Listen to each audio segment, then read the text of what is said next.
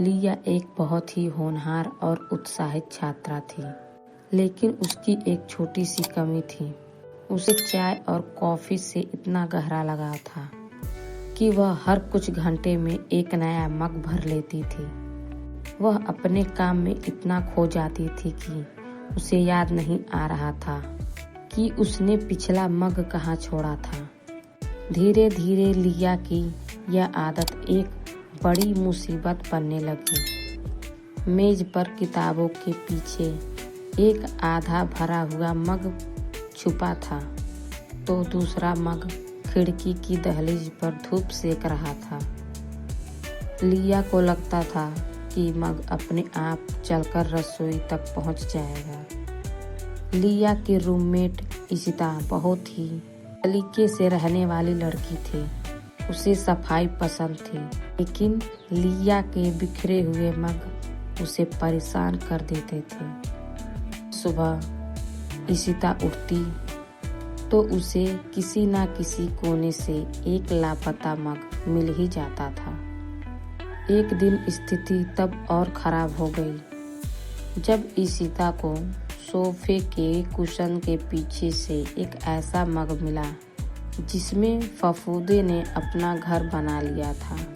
इशिता ने गहरी सांस ली और तय किया कि अब लिया से बात करनी ही पड़ेगी। इशिता ने शांति से कहा, लिया, मुझे लगता है अगर हमने इसे आज साफ नहीं किया तो शायद कल ये हमसे किराया मांगने लगेंगे। लिया पहले तो हंसी, लेकिन फिर उसने कमरे के चारों ओर देखा। समस्या तब और बढ़ गई जब दोनों को शाम की कॉफी पीने का मन हुआ। जब वे रसोई में गई तो उन्हें पता चला कि अलमारी पूरी तरह खाली थी। एक भी साफ मग नहीं बचा था। सारे मग लिया के कमरे के अलग अलग कोने में कैद थे। मजबूरी में लिया को दाल पीने वाले बड़े कटोरे में कॉफी पीनी पड़ी। यह केवल देखने में अजीब था, बल्कि उसे पकड़ने में भी बहुत मुश्किल था। लिया को समझ आ गया कि उसकी यह मग छोड़ो आदत अब उसी पर भारी पड़ गई। ठीक है, मैं हार मानती हूँ, लिया ने कहा। उसने एक बड़ा सा डब्बा उठाया और पूरे कमरे की परिक्रमा शुरू की। उसने अलमारी के ऊपर से, जूतों के रैक के पीछे से और यहाँ तक कि अपने लॉन्ड्री बैग के अंदर से भी मग बरामद किया। लिया ने रसोई के सिंक के पास खड़े होकर अपनी आस्तीन ऊपर चढ़ाई। उसने साबुन और पानी से हर मग को रगड़ना शुरू किया।